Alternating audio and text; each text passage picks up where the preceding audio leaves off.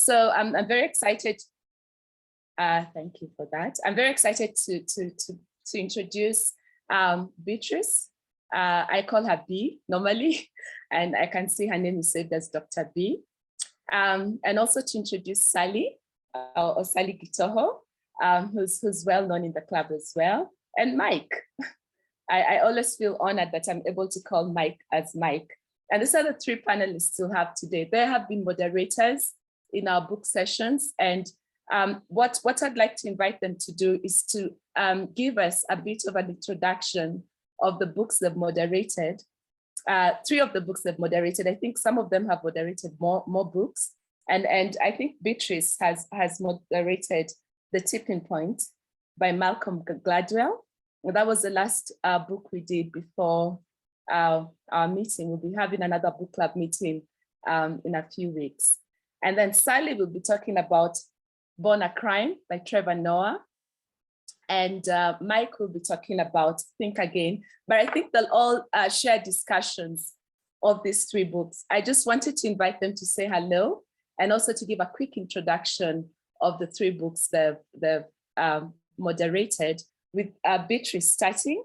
You have about 3 minutes. Oh, wow. Okay.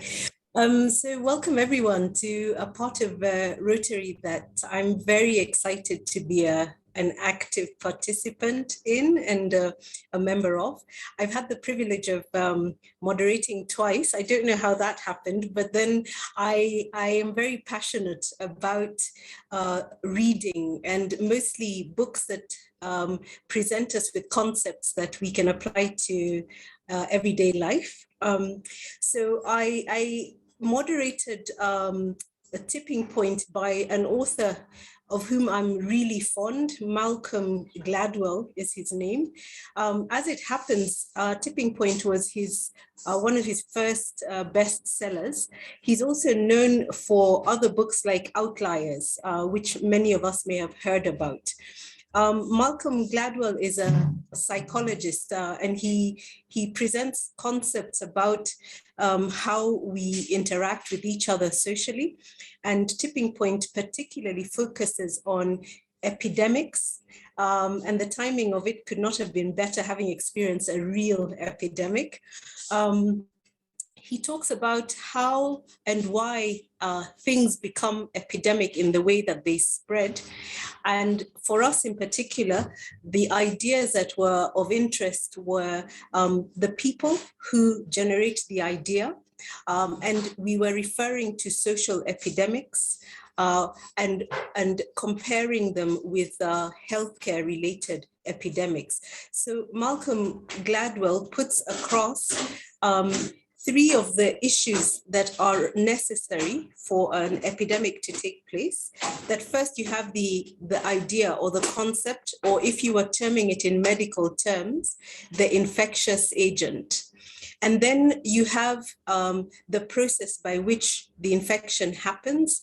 When we relate that to social epidemics, we look at the concept being either contagious, because the idea is one that people buy into very quickly, or being sticky, which means that once the idea has been floated, people can hold on to that idea and it can run. It kind of takes on a life of its own.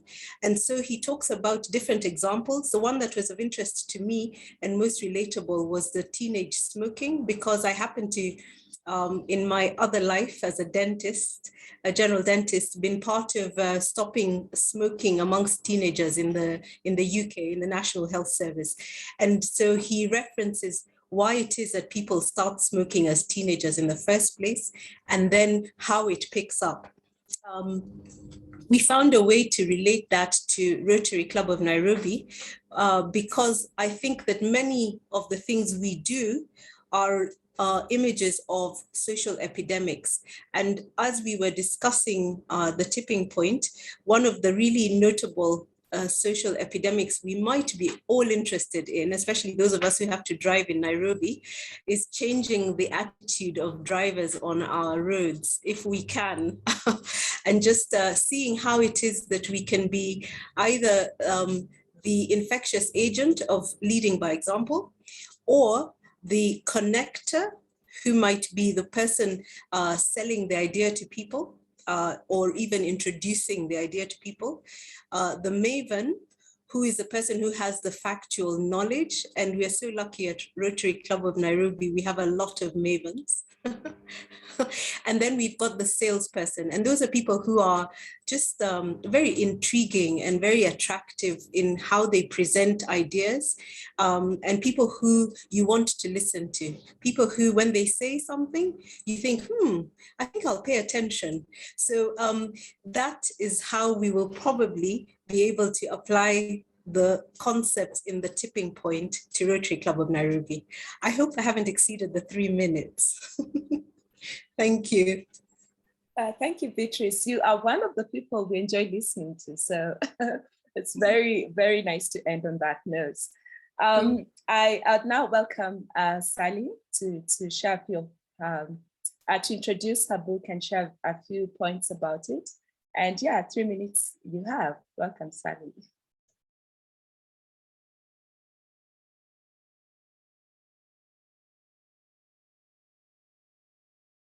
Sally, you're muted. Oh, thank you. Thank you, President-elect, President nominee Susan, and my fellow Rotarians, President Gideon. Thank you so much for this opportunity. I am indeed happy and honored to be in the book club. And one thing I'd like to say is I should have done this before, because if you plan to write something, you should read. And I'm getting quite a number of ideas. So yes, I'll continue in this great exercise, or this journey, as I'd like to call it. So the book that I reviewed is Born a Crime by Trevor Noah. Very interesting book. I just switched this off for a minute so that you can have a glimpse of this man. That's Trevor Noah. I think we all know him today, having moved from South Africa to the US and doing a great job. And one of the things that this book is about is it tackles very important aspects of life, but in a hilarious way. So difficult aspects been brought out in a way that you just have to read about them. So when I moderated this book, I came up with a couple of thematic areas, 5 of them. And the first one was apartheid and race, which features a lot. Religion, because Trevor told us of a white church and a black church. Then, of course, there's a whole aspect of mixed marriage, mixed race. What does that have? How does that affect us? And then the whole aspect of masculinity, women and men, and the fact that his household, or his mother had a big role in his growing up, and the one aspect of violence, poverty, and success. So when I look at this book now in reflection is, how does this apply to us in Rotary Club of Nairobi? The whole aspect of diversity. When we look at the race, we have, this is a club that represents all colors. And you know, even when we look at how we started our meeting, we have a unifying prayer. Today it was the national anthem and then a grace, something that unifies us. So what is it that we get from this in this book? The key thing is what Rotary does, who we do it with, and where we do it. We work a lot with informal settlements. And when we look at Trevor Noah's background, where he grew, the informal settlements and the communities we serve are well represented there, and it is reflected. You can actually see when we have projects in Mathare, Huruma, when we've gone to some of the other towns, the I-camps we do when we are doing the score, you can actually see this young Trevor, you know, in some in some of these neighborhoods. But then there's also the aspect of success, and we have had some of the people we have sponsored through our scholarship project, where we have had some of the young children making it from those backgrounds, and these are represented by Trevor himself. But when we look at Trevor as the person, I can't help but see some of the people we have interacted with. And I remember the last party, I think we were with you, Dr. B, when we went to one of the Christmas parties, and we are here to give some gifts, and these mischievous kids who want to get perhaps a little more than we are giving, or are we delaying them? Because Trevor is quite a mischievous and restless young man. So the young people are queuing, but we are not feeding them fast enough, and they want to jump the queue. So there's a relation there. But I want to just put a picture of like SCORE. Let's look at SCORE when we go to the schools to distribute the bed kits. The orderliness, the way the kids queue, the queue to get their packs. And when this pack comes, is this big bag, about a whole mattress you have to put on your head. And so that again is representing the struggles. And sometimes we are getting these gifts in partnership with the Canadians. In Trevor Noah's words, he says he was struggling in a world where he was not supposed to exist. So our role as Rotarians is to make sure that these children do not feel that they should not exist. So we should reach out to them and embrace them. But we also see of Trevor's relationship with, his fearless, rebellious, and religious mother and her unconditional love. So when we're dealing with some of these communities, can we be that mother? Can we be that father? Can we be that brother? So that we reach out, and that success is actually going to come out. The humor in this book, the way he writes it, I think is our fun and fellowship. We work hard, we do a lot of, but we also party. We like to have fun and laugh at jokes, sergeant at arms, sometimes just stories. So the humor, the way Trevor tells this story is our fun and our fellowship. But we also want to leave legacy. And it's good that IPP Ritesh is here. And when we look at our 90-year legacy, because we want to see all that we do, the issue of documenting. Are we going to go away with our history? So in writing this, Trevor has documented his history or his upbringing in a very interesting way. What's our legacy? And I think I want to stop it there, because maybe the rest will come up in the questions. Thank you very much. Thank you very much, Sally. Sally wrote a book during our COVID pandemic heights, and it's quite interesting to hear you break down that book and bring Rotary into it in very interesting ways. Talk about fun, talk about activities in the informal sectors, and bring all those points back to Rotary. And some of the things you've talked about has just made me smile, thinking of the Christmas parties in Mathare and Huruma, and how you're able to relate that book. I'm sure some of you might not have read some of the books you're talking about, but you might be having some ideas already based on the discussions that Dr. B and Sally have already brought. I can see Mike has put his camera on, and I'm sure he's ready to come on and talk about a little bit about the book he moderated during our book club, Think Again. One of the sessions I really enjoyed, as I did the others during the moderation. So welcome, Mike. It was nice to see you. I hope you can, bring your camera back on.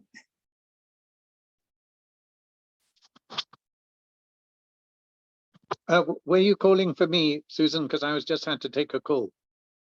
Yes, I was calling for you and inviting you to, introduce the book you moderated. Okay. Thank you, Susan.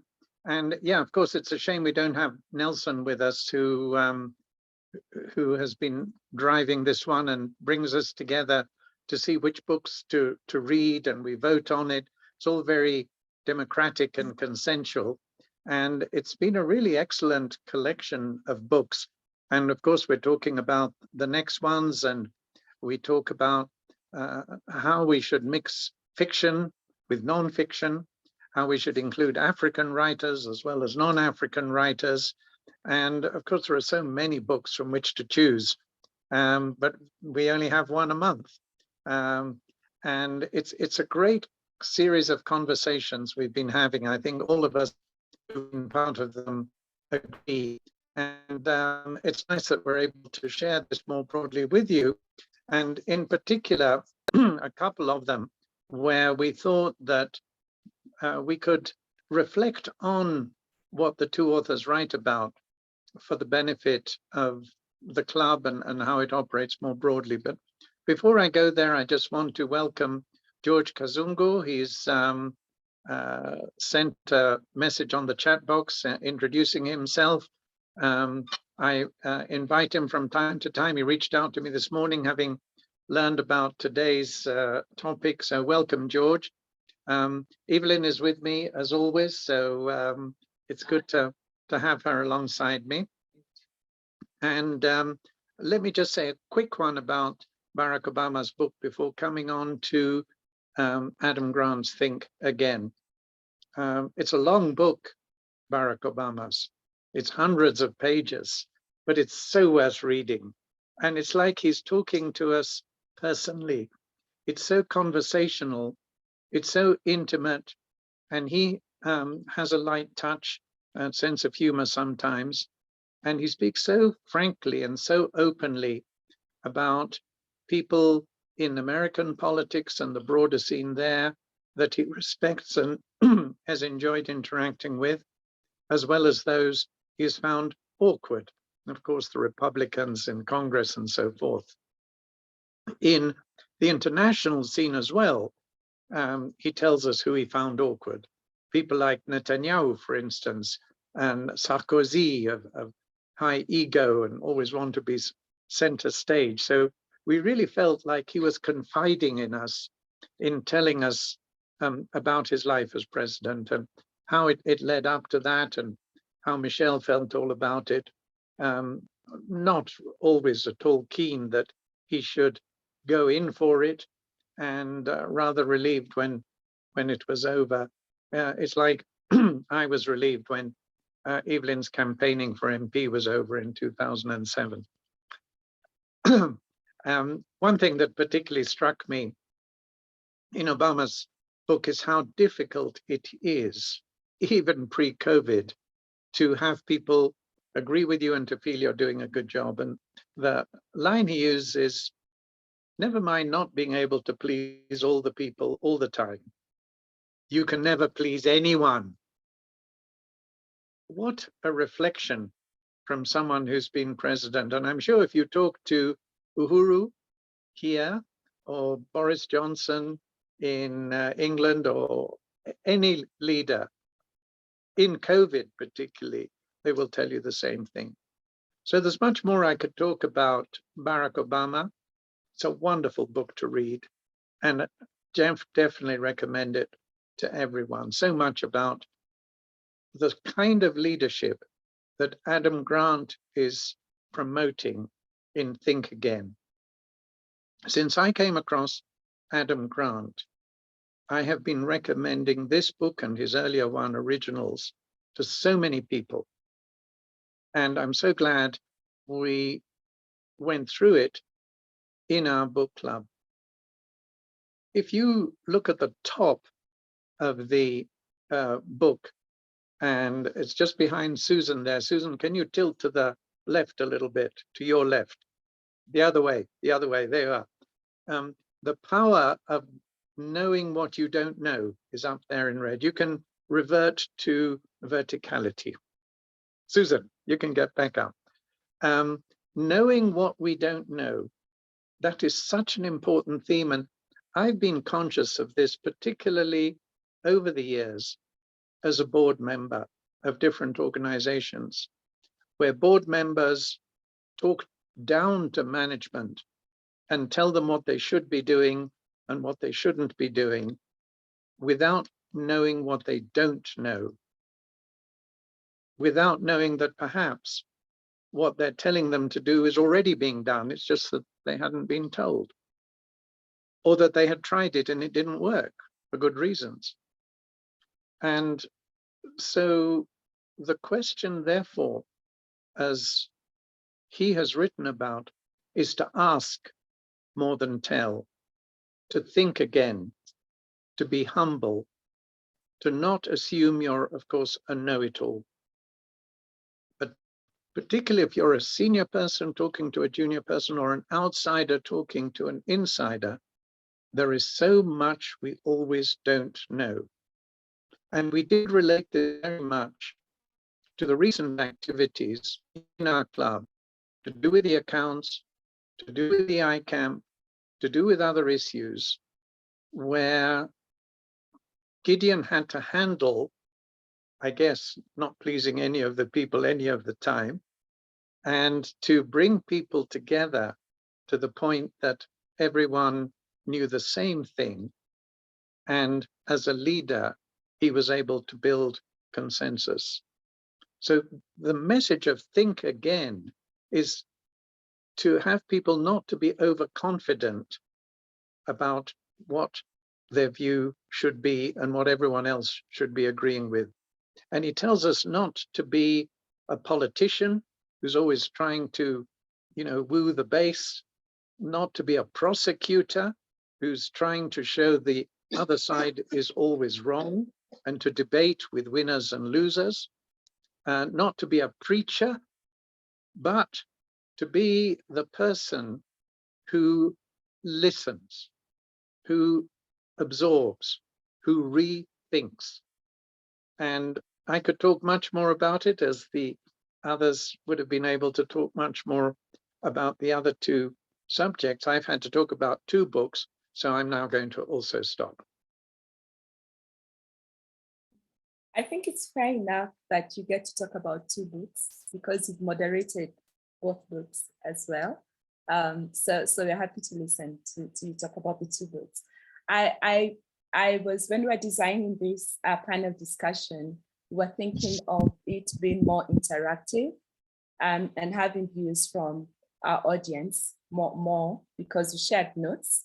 And we also just want to see how we can shape our club based on the ideas being shared today. So at this point, I want to welcome anyone from the audience to ask or share a suggestion, or bring in some of their views and see what our panelists have to say about that. So if you raise your hand, and then I'll be able to pick you to share your views. And while you think about what you want to say, maybe I'll invite Dr. B once more, just to share a bit of her views in terms of some of the notes she shared with the 2 books. She was very kind to do very nice notes that I hope we'll all get a chance to look at. Right. Well, thank you very much for a second opportunity to speak. I wanted to just appreciate the work of the other 2 panelists, because they represent what the book club is about, and it's great minds thinking. And I think we're very lucky that we were able to apply the concepts of think again to our club, perhaps at the most appropriate time too. And just in terms of the idea, the concept behind the notes that I put together with help from everyone in the book club, it was really a way to make those concepts about confidence, about humility, and how the 2 come together when a group such as ourselves are faced with the evolution of our times. And I think that one of the wonderful things it made us do is to think about how we as individual Rotarians interact with our own, that is our friends, our family, how we interact with each other, and how we as Rotarians therefore meet with each other, how we converse, how we bring our ideas to the table, because in reality, Rotary Club and its success is hinged about or around those relationships. So it was a wonderful opportunity to be able to read a book that raises these concepts and to look at ourselves and say, oh, actually, that applies. We can use that idea of being confident in raising our views, but being humble enough to say, I may not know everything about the suggestion I would like to see executed. Would we consider it? So I think it would form a fantastic opportunity for discussion, or starting point for discussion, on how we interact with each other. How do we raise ideas about projects that we want to see executed?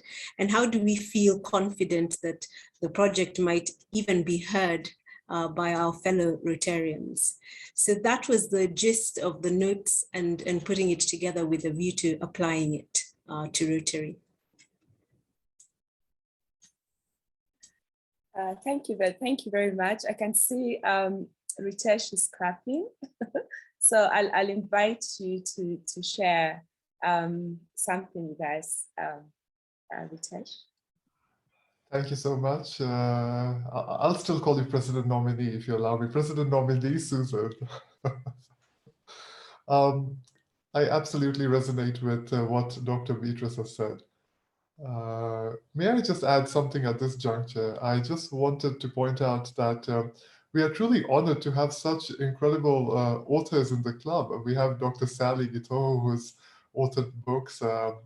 We have Mike Eldon, also our wonderful past president, Evelyn Mungai, and Dr. Margareta had also written a thesis.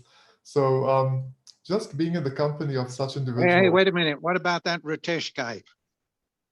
Book? No, not yet. Oh, okay. Book, not yet. He gave a good response. Not Thank yet. you. Well, and Professor Michael Hopkins, I mean, absolutely incredible to be just amidst such interesting luminaries and getting to listen to you all in any conversation, really. And at this book club, to have such interesting, thought-provoking ideas streaming in from such minds, I think that's a selling point. I'll definitely make a point of being there more often. Thank you. Thank you, IPP Ritesh. I know you're going to have a book out very soon. We often enjoy your articles. Quite interesting to read them. And thanks for mentioning our project in one of your articles. I'd invite Dr. Margareta to share her views before we proceed.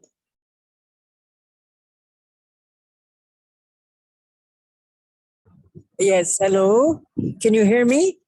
Yes, I can hear. We can hear you. Okay, I'm sorry. I'm in transit.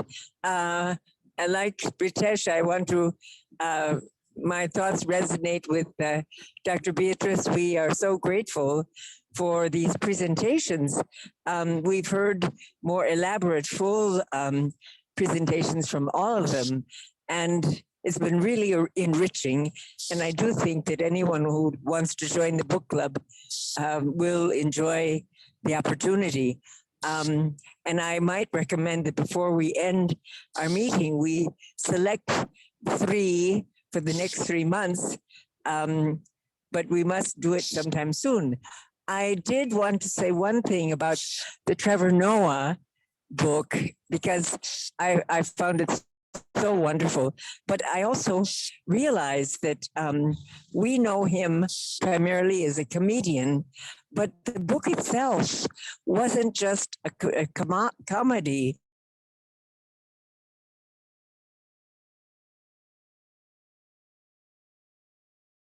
It looks like we've lost Dr. Margareta. Maybe she'll get connection. I'll invite Dr. Michael Hopkins to share his views. Meanwhile, hopefully we'll get Margareta back. Yeah, hello, thank you very much. Just wanted to comment on two things that came from the back of the book and came to me as I'm sitting here. But I've enjoyed very much, by the way, the book club. I've been to two, and I enjoyed them immensely. And I learned a lot and made me actually keen to go and reread the books, which I didn't do. And then I saw the notes that you wrote this morning, and I had a look through them. And the first point, I've always been fascinated by this statement about the unknown unknowns. Many of you remember that came from Donald Rumsfeld when he was Secretary of Defense. And I read up a little bit on that this morning, and I found that it actually didn't come from him originally. It came from two psychologists, one called Luft and one called Ingram. But this is totally irrelevant. Let me go to the point I'd like to make, which is on the second book, the third book, so on the tipping points. And one thing which is key, and it's what Dr. Beatrice just mentioned this morning, is about courtesy on the roads in Nairobi. And it concerned me a lot, is how can a little things make a big difference about that? And it occurred to me that a big, you know, those awful advertising hoardings that you see, huge ones. I don't know, I think they should be banned, but anyway, they're there, and they're certainly a feature in Nairobi, not so much in other parts of the country, I don't think. But I think a big banner, maybe 2 or 3, placed strategically saying, drive with courtesy, or something like that. And I wonder whether a few of us could get together and pay for it if they're not too expensive. I'd certainly be interested, because when one meets Kenyans, and it's a generalization, of course, you are lovely, lovely people. I've been here 2 years because of COVID. I've been trapped here. And what's so marvelous are the people. Yeah, not everybody, of course, but I think of my own country, and I think in France, and I think, my goodness, they could come to Kenya and really learn how to treat people. So, but the problem is when Kenyans get into their cars, they change totally. You got to tell me about that. I just don't know. So and then I thought back to somebody called Barbara Castle in Britain, the United Kingdom, where I come from, in the 1960s. And she was responsible for the don't drink and drive and courtesy and keep Britain tidy and the rest of it. And, you know, small things that she did, and she never unfortunately became prime minister, but small things that she did made a huge difference in the UK. You don't see people littering in the UK. You don't see people drinking and driving, a little bit, of course, but you don't see that. So it strikes me a few little things put on a big board which said, please, Kenyans, drive with courtesy as you act in your own homes. It would be very, very nice. And I wonder if it could be a project for Rotary. Thanks very much anyway. Bye. Thank you so much, Dr. Michael. That is a very excellent contribution. First, your background just looks really nice for today with all the books in the back. Thank you for that. But also something for us to think about, what can we do to change one of the problems we have, which is the road rage, driving badly, no courtesy. Maybe we should come together and have a project that would, you know, take us to a better place. And it starts with these small things we do. Thank you so much once more. And thank you for joining the book club and being such a good contributor to it. We really enjoy you being there and contributing to it. We have Dr. David Gidanga. Welcome. Please share your views. Yeah. Thank you very much. I'm sorry I joined late and therefore missed the first book, but I listened to the other 2 contributors, Sally and Mike, and I'm very grateful. This is the first time for me to join this, and it's almost daunting for a reader wannabe like myself. I buy a lot of books, but I don't get around to reading them. And what is very interesting in this conversation as I listen to it is going back to why a lot of people in the past did join Rotary. And one of those was really the stimulation of the holding people intellectually interested. And I think this book project could actually be evolved as a major sort of issue. Number one, to encourage us to read. Number two is to look at what we learn from the various books that we do read. But I wish to congratulate you, even as I'm daunted by this big task of being able to read quickly. I'm a slow reader, and I look forward to being able to participate in it and congratulate you all for great work. Thank you. Thank you so much, Dr. David. I'm also a very slow reader.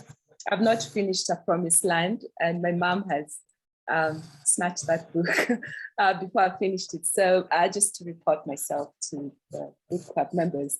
I'd like to invite Dr. Sally to share a few views from what the other audiences have reported, and just see what you think. Thank you, Susan. I see Margareta is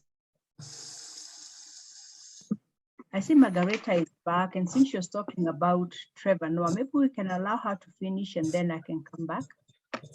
I respond to what she raises. Okay, sure. Welcome, Margareta. Yes. Thank you. I'm so sorry. I ran out of bundles. Forgive me. I'm not sure where my bundles ran out, but what I was saying is that there's some very serious points that were raised by Trevor Noah. I mean, being born a crime, meaning there were laws in the apartheid regime that disallowed white people and colored people, Black people, to integrate. So his birth was a criminal offense. And his mother and father were very ingenious in the way they raised him, primarily the mother, but her insistence on exposing him to so many facets of life enabled him to really have a global perspective early on in life. But I just wanted to say that, and to thank everyone again for contributing so much, and suggesting that perhaps before we close, we selected the next 3 books, or maybe it has to be another time. Maybe the book club will focus on that. But I thank you so much, Susan, for moderating this wonderful, wonderful club meeting. That's the vision. Thank you.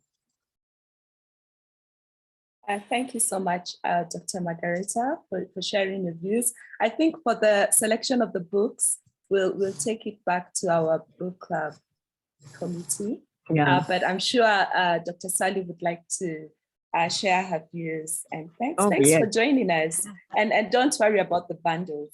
At least you can always get more. Okay, thank you. Indeed, the aspects that Trevor raises are very serious. And in addition to the marriage aspect and religion, those are issues which perhaps we don't like to speak about. We don't like to speak about race or discrimination because of color. We don't like to speak about what religion does for us, or because we sometimes want to be all proper. So he gives an opportunity to present very serious issues. But speaking about education, we see that despite his mother and father having having to live separate, the mother emphasizes and brings out the importance of education, which is something that Rotary is about, that we have to focus on this aspect of education, literacy. And the other thing is, and this is right up your alley, Susan, vocational service.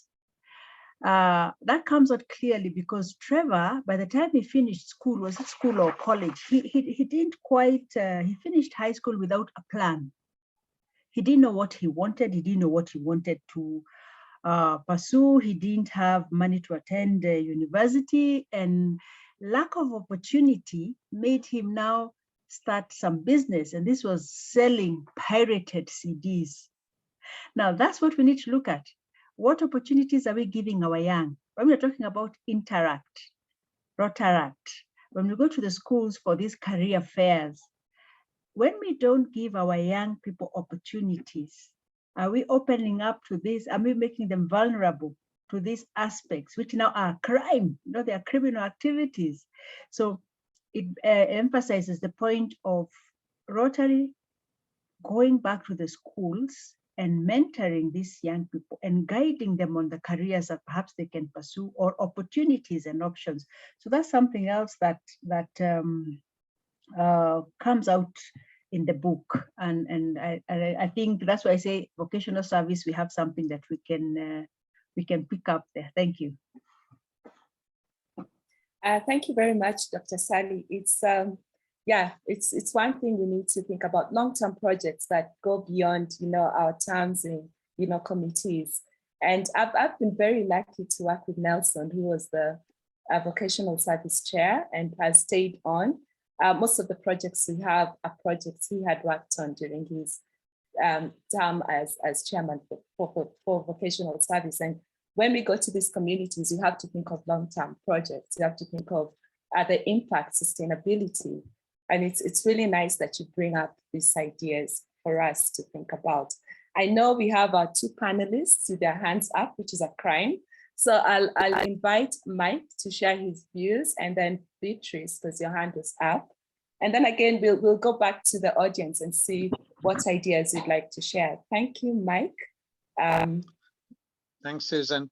That book by Trevor Noah was just absolutely wonderful. It was so enlightening, and it led me also to think about how Kenya was in its time of apartheid before I came here. And I think there were many parallels between the Kenya then and the South Africa in which Noah was growing up. I also wanted to mention that the other book we read that we're not looking at today is The Kite Runner, which was a wonderfully written book about a young man growing up in Kabul in Afghanistan, who then, like Trevor Noah, went on to America and led a very successful life. And he's reflecting back on his childhood. A great book to read. And one that has been recommended, and I'm sure we'll get to it very soon, is The Havoc of Choice by Wanjiru Koinange, about the lead up to the post-electoral violence and those days. And I certainly look forward to us talking about that one. I want to come back to one point in Adam Grant, and it's about the relationship between competence and confidence. And he has this interesting matrix of different kinds of people who evolve to a point where some are competent but still lack confidence. And here he relates to the Impostors Syndrome. How come you think I could be president of the Rotary Club of Nairobi? Am I an imposter? Despite presumably having the competence, otherwise we wouldn't have invited any of our people to take on that role. And at the other end of the spectrum, you have people who are confident but lack competence.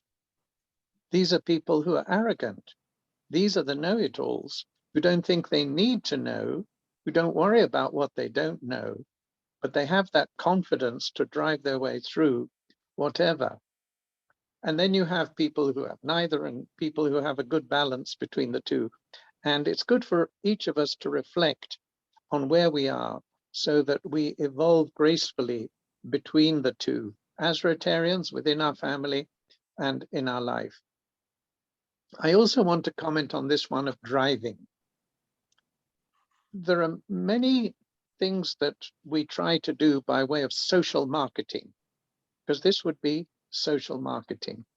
And I learned much about this when I was facilitating workshops 10 years ago for the World Bank, when they were trying to promote hand washing with soap for mothers with young children and open communities that of free of open defecation. How do you do social marketing to go beyond awareness raising to attitude change and the ultimate need of behavior change, without which the awareness and the attitude change won't make a difference? A big challenge of this is civic education in helping citizens vote responsibly. And in the work that I do with National Cohesion and Integration Commission, whose whole idea is now particularly a build-up to a peaceful election and its aftermath, is, and I've made this at the center of their thinking, how do they go beyond awareness raising? How do they actually change behavior, knowing that those whose behavior most needs to change, the politicians, are the ones whose behavior is least likely to, and is going to nullify, make a waste of time, any campaign to raise awareness among anyone else.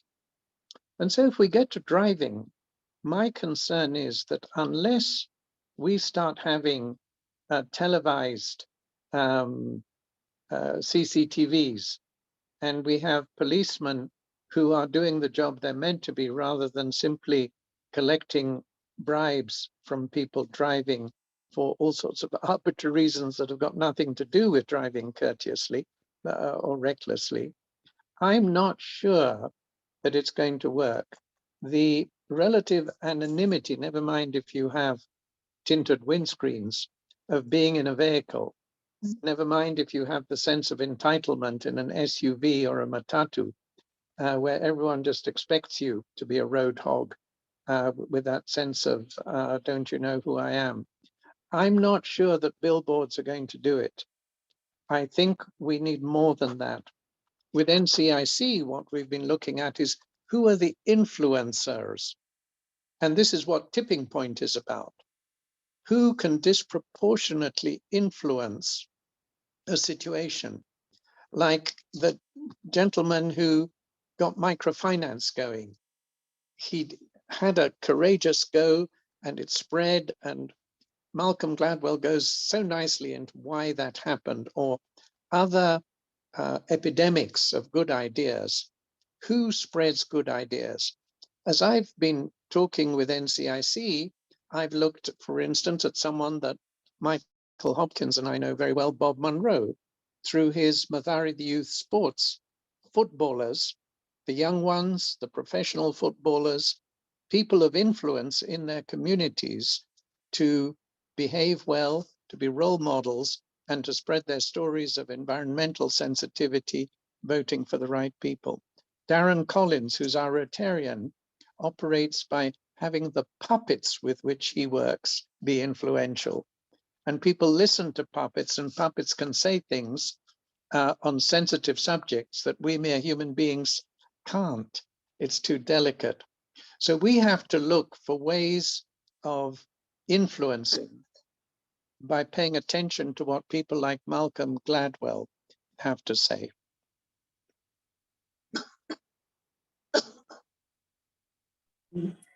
Thank you, Mike. I can see we have another book club with us here, Josephine Ojiambo, President-elect. I don't know if you'd like to share a few thoughts from today's discussions from the books you've read in our club. Thank you so much, President nominee Susan, fellow Rotarians. I'm in a little bit of a noisy place. I'm at a cafe just on the gate, at the gate of Kenyatta University on the way back from lectures. I really don't have much to say because I chimed in a little late, except that my first is to commend the members of the book club for their, I would put it this way, for their commitment to purpose, for their vision for the club, and then for the quality discussions. I participated in the first 2 book club sessions when we discussed Barack Obama's book and then began to read the book on Trevor Noah. And the discussions were very, very good. So I'd like to really encourage members to join this club, and let's see what we can do to make reading books more of something that we can all do and that we are motivated to do. I know many of us, David and myself, will say we don't have the time to read, but I'm sure there is a way we can be motivated to do so. So I'd like to challenge the book club members to bring more on board. I want to speak to the issue of road traffic accidents. Road traffic accidents, as part of the growing body of non-communicable diseases, are really a growing concern in the country. I think you've seen all the data since Christmas time, the increase in RTAs this year. I do believe that we can do more by enforcement of policy, procedure, law, and statutes. And I have a going concern with a team that works under Total Kenya or Total Kenya, depending on how you pronounce it. They have a project on ending road traffic accidents that focuses on animating the message for children in school and also has messaging for seniors. They also have a few things that they want to do with road signs, but I want to state that I think we need to look also towards legal enforcement. I remember the late Minister Michuki and how he was able to rein in the matatu drivers with his very iron-fisted approach. And he actually put in the speed monitors in the matatus, which are no longer there, and enforced the wearing of seatbelts. I think we need to look back to that kind of model to improve the way that we all drive our cars. It's a quality discussion. Let us know, myself and President Gideon and nominee Susan, what we can do to pick up projects and run with the ball on these issues. Thank you.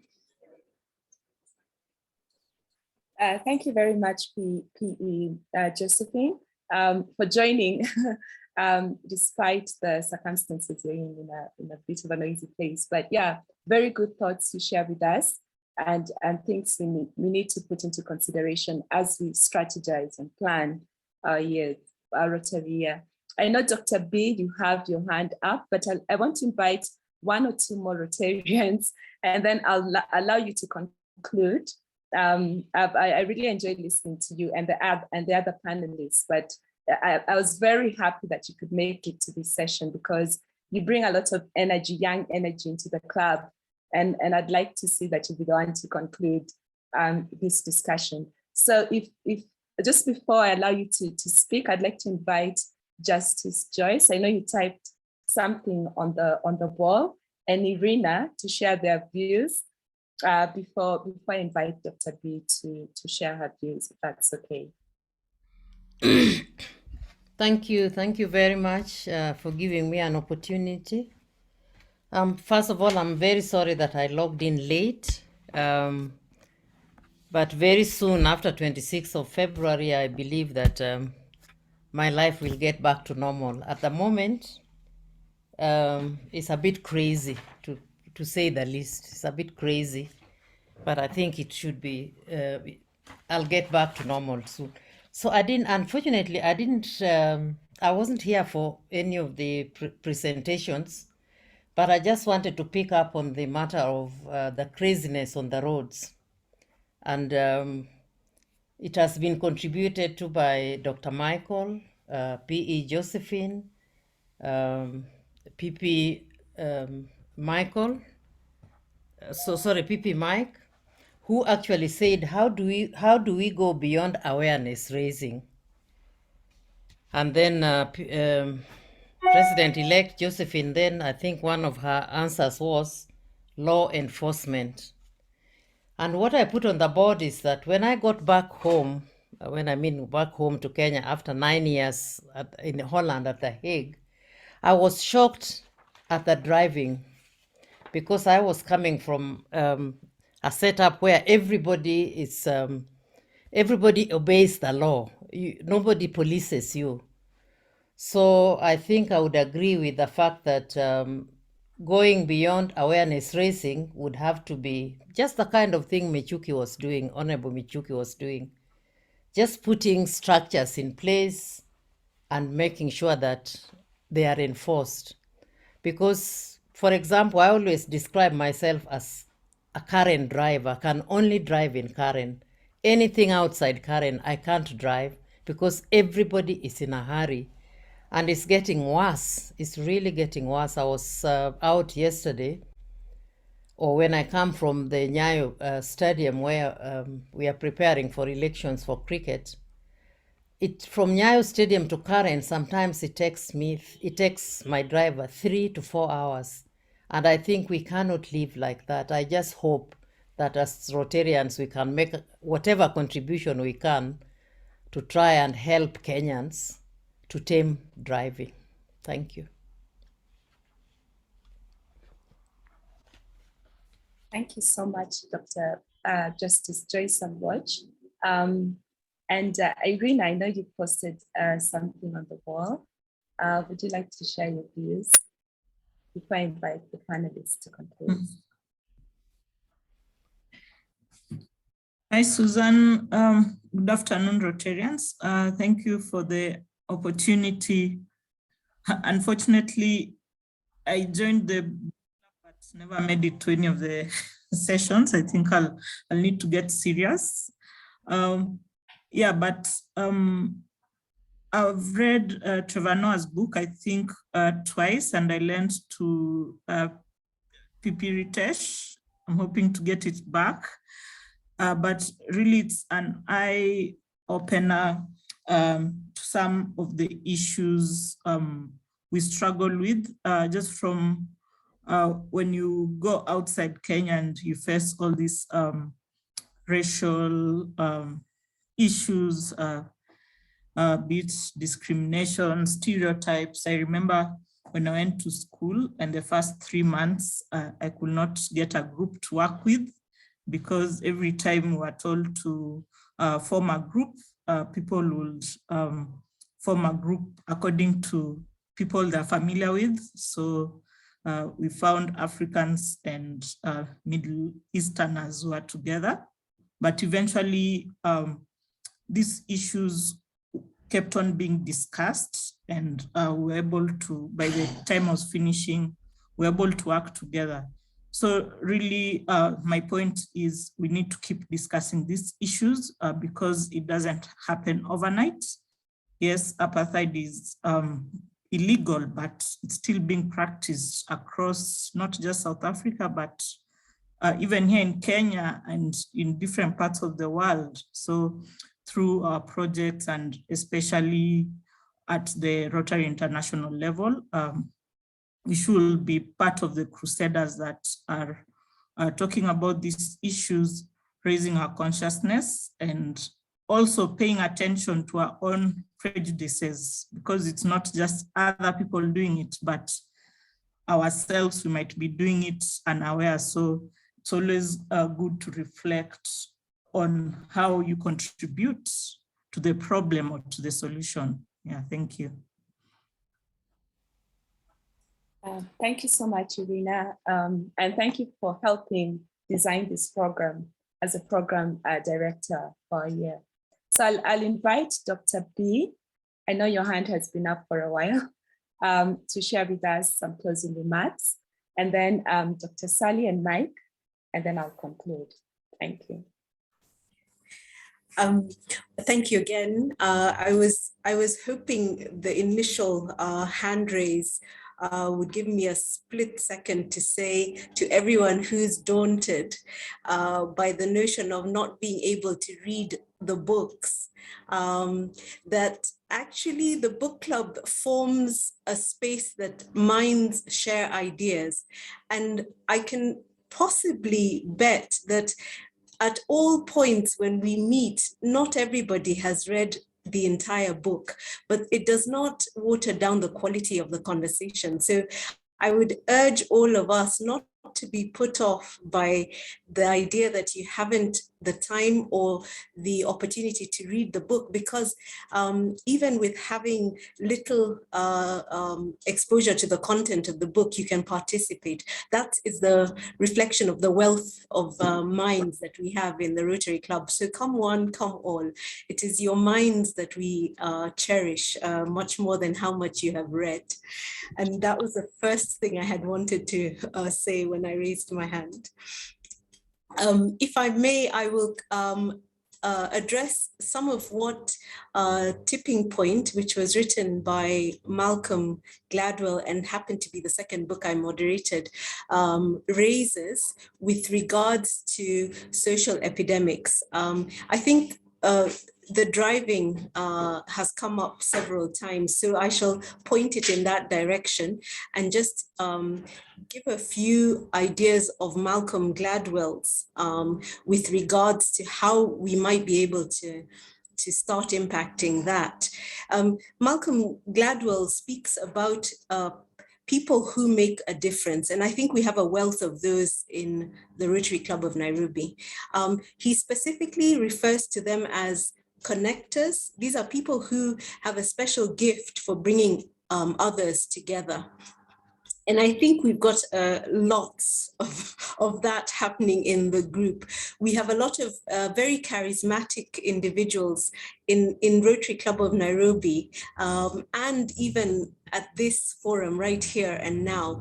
And so if we're aware and consciously use that wealth of personalities who bring us together and make us pay attention, then that is our first tool that we can apply to a concept such as driving. So I often think about it as being an opportunity for us to lead by example, because we are all influencers in our different scopes and realms. And when we come together, I imagine we have so much more power because our unity brings us that strength. Then Malcolm Gladwell also references mavens. And a maven is somebody who accumulates a lot of knowledge and is actively doing so. It almost comes to them naturally. They are very socially motivated. So they differ from an expert because they want to make a difference with the knowledge that they have. An expert is usually spreading the information they know for a different cause. It may be for remuneration or because it's part of their work. A maven is different because they use that knowledge primarily to solve an issue that they as an individual happen to be dealing with, and then they want it to spread to others. So when we relate that to the driving, I think that we have a lot of people here who have seen places where the driving works better because there's more courtesy and nobody gets late because they're being courteous. In fact, the opposite happens. So the knowledge that we have that this can happen, there are parts of the world where the volume of traffic is significantly more, and yet we don't get the time lost that we get in Nairobi. We've got experience of that. And so we are all mavens who have these experiences. And so we can actually speak to the pragmatism of trying this out. And then finally, Malcolm Gladwell speaks about the salesperson. I hesitated even when I moderated this book to call the person a salesman or a saleswoman because we all have negative connotations. But I think we are all influential in our own ways, and people will listen to us, much more watch us as we perform, as we drive, as we do whatever it is that we're bringing our energies to. And so I'm very hopeful that we can start a social epidemic of better driving just from the Rotary Club of Nairobi, amongst other places. But this would be one of many social epidemics that I hope that we can impact our community with. So from me, that would be the contribution that I'd like to make. Welcome to the book club. We want you all on board. We want your minds more than anything else. Thank you. Well done for such a nice summary. Are you a connector? Are you a maven, or are you a salesperson, or are you all? And how does your character contribute to Rotary?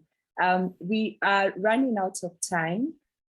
So if Sally and Mike want to say something quickly or not, then we can hand over to President Gideon. Sally? Susan, if I can just quickly close off or add to Beatrice, Dr. B's question, and maybe Professor Michael's concern. I think we sit or stand in a very good place as Rotary, simply the four-way test. Because if we impart the values, if it's good for me, and therefore I want you to have a bit of that, is beneficial to all concerned. So it's simply a matter of values. And as we all know, it's a journey. But having said that, and I want to just summarize on the two books, the Think Again and A Promised Land. And again, to promote the book club, I have found that reading, my current state of reading is influencing my life and is influencing my work. These two books, I said, I found them to be like workbooks. Definitely Think Again, I keep referring to it. I only bought it, when did we do it? Was it December? And already it's old because I keep referring to it. So most of these are giving us life lessons. They have the story, but if you look at, like now when you look at The Promised Land, a good read, even for governance and the aspect of family, when we come to think about leadership and family and strategy. So there's a lot I'm picking from these books. So definitely it's a new reading style. Incidentally, I read diagonal. There are some books which I don't read across. There are times I read diagonal, and I'll read. I used to do that when I'm reading a paper quickly to pull out what I need. So there are aspects of books that I will read that way, because like when it's a workbook, because I'm trying to extract something. So there are many ways you can join this book club to influence our life, our work, and get various tidbits that influence our life and our work. So thank you, Susan. That's all I have to say for now. Thank you so much, Sally. I'll invite Mike to give his concluding remarks so that you can hand over to President Clinton. Thank you, Susan. I think the first thing we should admit on a campaign to help the quality of driving is that we don't know what we don't know about who is trying to do what, who has tried to do what. It reminds me, for instance, of East African breweries trying to campaign against drinking too much alcohol, which they include on their billboards. It would be good to hear from them. And other people who have been doing social marketing, including Darren Collins and his puppets against AIDS, puppets against corruption, puppets against this and that. How have these people who've studied ways of being of serious influence beyond awareness raising, how have they gone about it? What has worked and what hasn't worked? Because if you look at Think Again, if you look at Tipping Point and other books that I've read and written about, like Influencer, the authors have gone to people who have tried and succeeded, and others who've tried and not succeeded. We need to seek to understand before we seek to try and be understood. As far as our club is concerned, I don't know the extent to which everyone has managed to read the report that Beatrice has written as a result of our review of the two books, Think Again and Tipping Point. I think it's particularly important for Gideon, for Josephine, for Susan, to keep this close to them, to refer to it, to use it as a sort of code of conduct, and to help people keep to the learnings from these two books so that we can enjoy much more easily coming to consensus, particularly on delicate issues like the accounts, or on deciding which new projects to undertake and how to generate the funds and so forth. There's so much we have learned by discussing the lessons from the book. We've aired some highlights today, but do everyone read and keep referring to the lessons from them. Thank you very much, Mike, Beatrice, and Sally, for sharing your views and obviously for the notes we received. Again, please read through the notes. I have a quick quote about book clubs.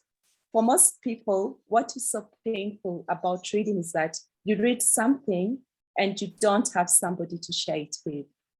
So the idea that we have now created a space to share these interesting books we welcome you all to our book club.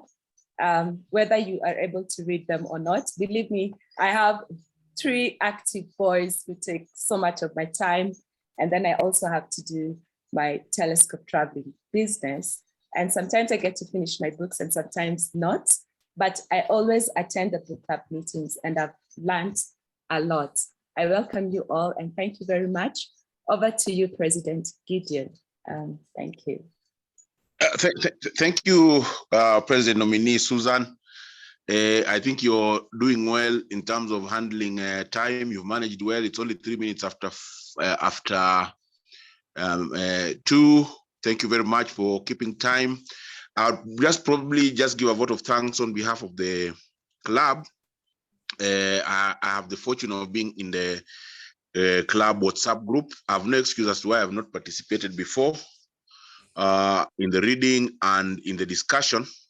But I'd want to say that is one of the wittiest, clever, exuberant Rotary Club of Nairobi and focused Rotary Club of Nairobi groups. So let's keep it up. And thank you for encouraging us to read. What you've shared here actually just took me way back to when we did our set book in literature in English. A book called The Burdens. And I'm just realizing I can remember the burdens very well from the discussions that were held in class, not so much about the reading on my own.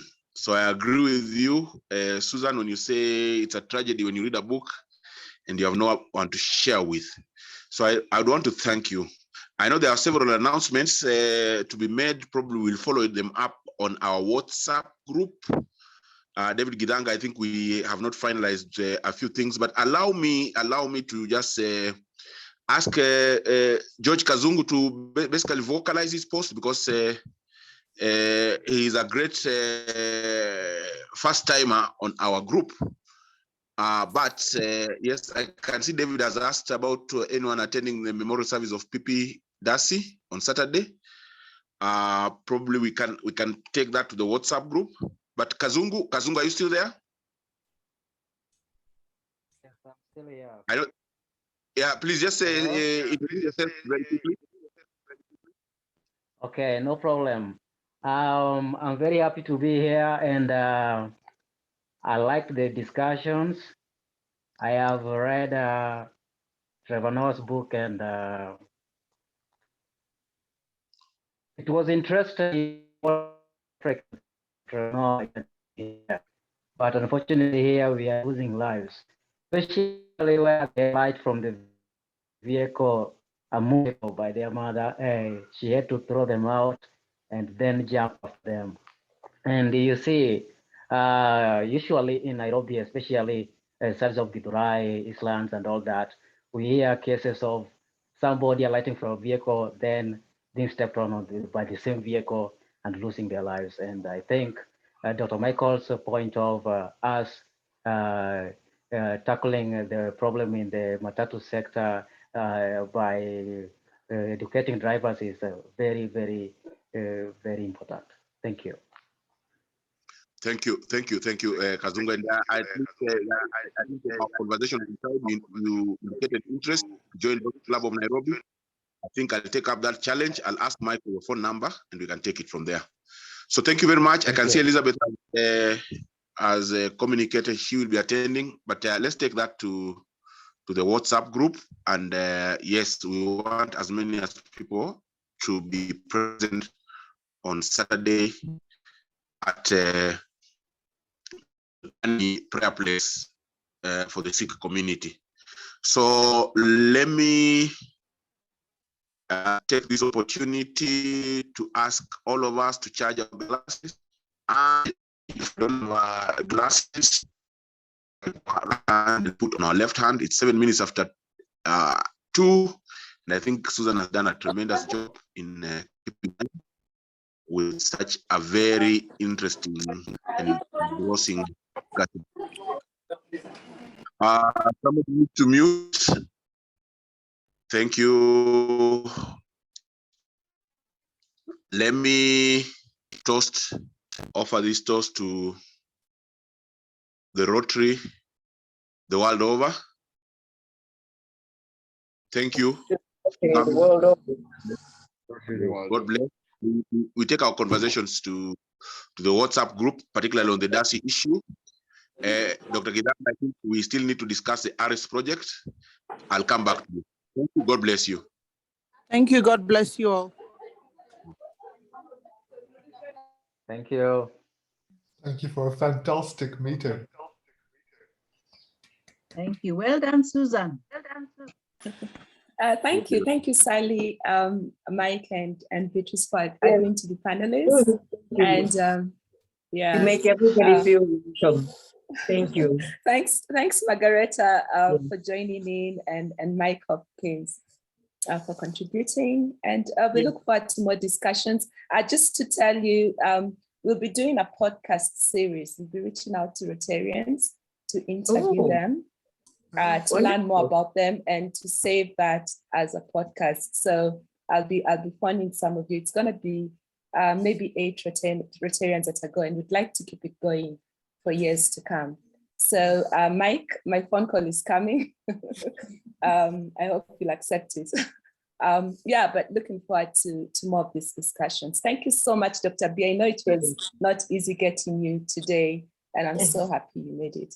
Yeah. Well done, Susan. Well done. Well done. Susan. Hi, The guy Jessica. behind you would approve.